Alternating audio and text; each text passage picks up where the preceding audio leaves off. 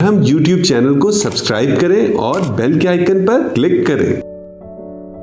अस्सलाम वालेकुम मेंबर्स, मेरा नाम अनम उमैर है। मैं डॉक्टर टू क्लिनिकल न्यूट्रिशन में सर्टिफाइड पीडियाट्रिक न्यूट्रिशनिस्ट हूँ और पाकिस्तान में as a telemedicine physician dietitian nutritionist की जॉब करती हूँ।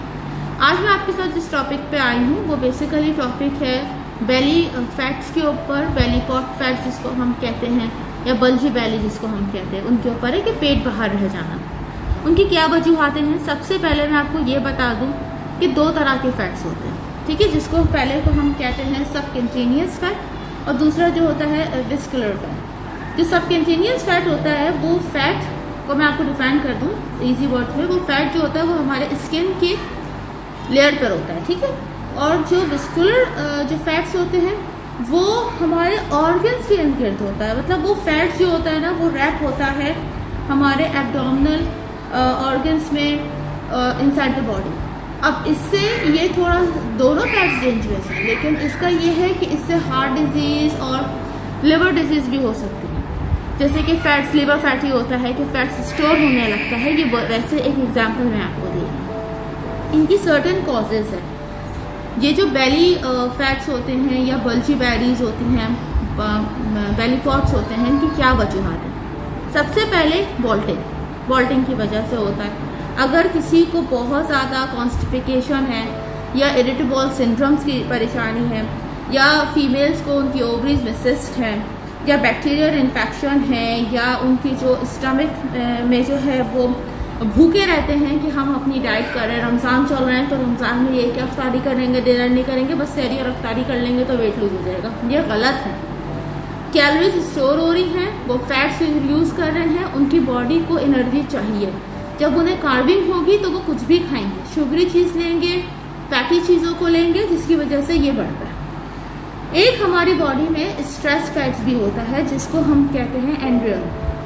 ये जो होता है जब इसकी कॉम्बिनेशन होती है, जब आप स्ट्रेस ले रहे होते हैं तो ये हार्मोन रिलीज होता है, stress hormone in short words में बोलूँगी, जिसकी वजह से ये हमारी जो नॉर्मल एक्टिव बॉडी है उसको स्ट्रेसफुल बॉडी में डालते हैं और फिर फैट स्टोर होता है। अब वो किस तरीके से होता है? आपकी बॉडी में कार्विंग शुरू हो जाती है खाने की।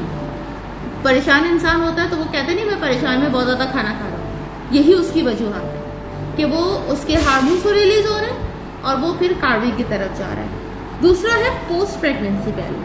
प्रेगनेंसी के बाद अमूमन औरतों की बेलीज बाहर रह जाती हैं। बहुत कम औरतें होती हैं जिनकी जो है वो प्रेगनेंसी के बाद उनकी बेलीज अंदर होती हैं। तो उनकी वजूहत यही है कि एक्सट्रीम जो फैट्स होते हैं वो फैट्स ही होते हैं जो उनके बाहर रहते हैं, तो उनको वो डाइट से अपनी उसको बेहतर कर सकते हैं। दूसरा मेनोपॉज हार्मोनल बेली बल्ज, हार्मोनल चेंजेस की वजह से, जैसे कि आपके हार्मोन्स में फ्लक्चुएशंस रह रही हैं, जैसे कि एस्ट्रोजन्स है, स्पेशली ये PCOS या PCOD ये पेशेंट्स को होती है फीमेल्स में।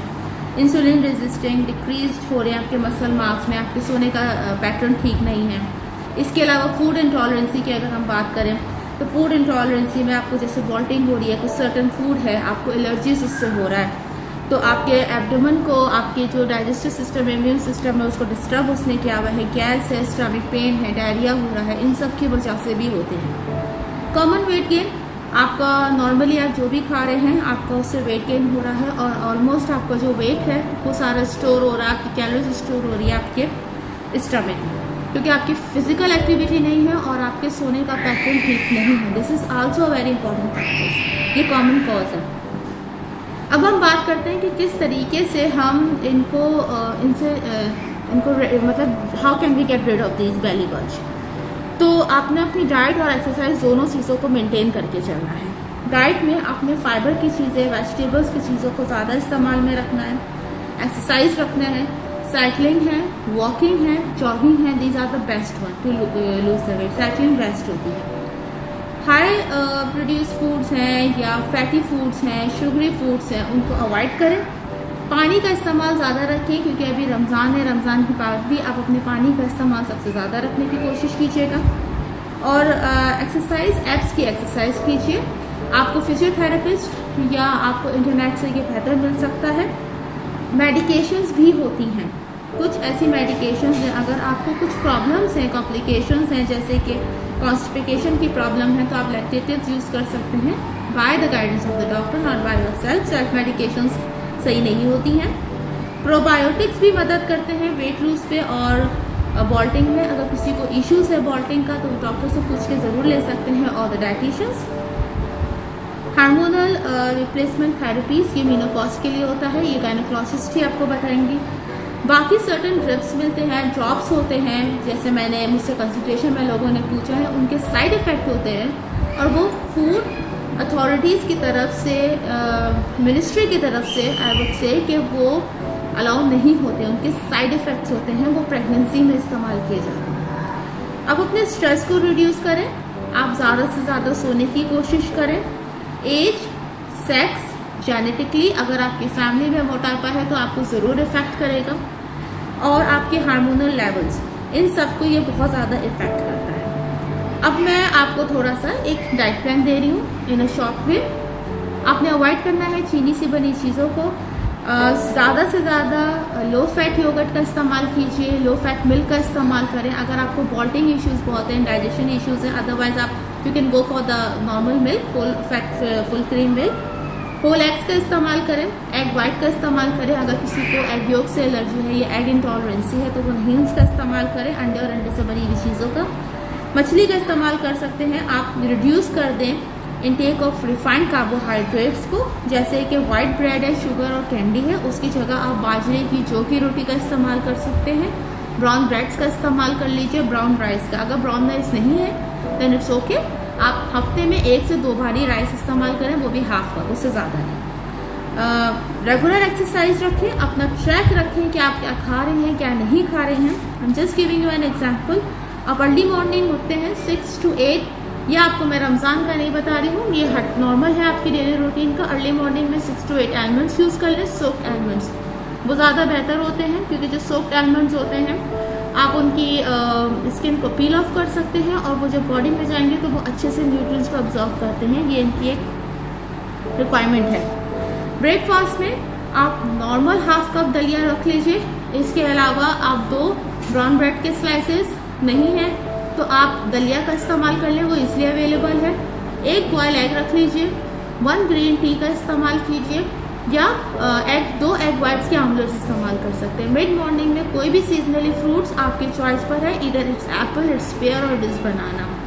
लंच पे आप हाफ कप चिकन करी रख सकते हैं। मेक श्योर ऑयल का इस्तेमाल 2 टीस्पून से ज़्यादा नहीं करें, शुगर का इस्तेमाल 2 टीस्पून से ज़्यादा नहीं करें थ्रू आउट द डे, चाहे वो घी है या कोई भी ऑयल है। Olive oil are the best one for the healthy cooking. इसके बाद आप जौ की रोटी का इस्तेमाल करें, 1 या 2, डिपेंड ऑन द साइज। बड़े साइज की है तो 1 सैलड बॉल ज़रूर रखें अपनी डाइट पे।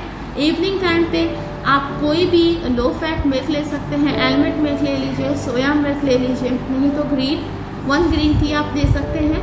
आप उसके साथ बॉयल सफ़ेद छोले भी इस्तेमाल कर सकते हैं, लोबिया के बीज का इस्तेमाल कर लीजिए बॉयल।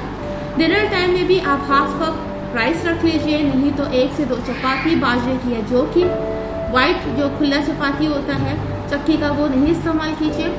राइस का इस्तेमाल कर ले अगर चपाती नहीं है। फिश करी का या बेक फिश का इस्तेमाल कर लीजिए, सैलड का इस्तेमाल करें, लो फैट योगर्ट का इस्तेमाल करें, और बेड टाइम में ज़रूर 1 ग्लास दूध का इस्तेमाल करके सोएं। मेक श्योर सोने से पहले, अगर आप 10 बजे सोते हैं या 11 बजे सोते हैं तो your dinner should be at 8 to 8:30। 5 से 10 मिनट पहले के खाए और फिर फौरन लेटे सोने के लिए ये मत कीजिएगा। Thank you for. हम YouTube चैनल को सब्सक्राइब करें और बेल के आइकन पर क्लिक करें। अभी मरहम ऐप डाउनलोड करें और किसी भी मसले के लिए 2000 से ज्यादा स्पेशलिस्ट डॉक्टर से ऑनलाइन ऑडियो या वीडियो कॉल के जरिए बात करें।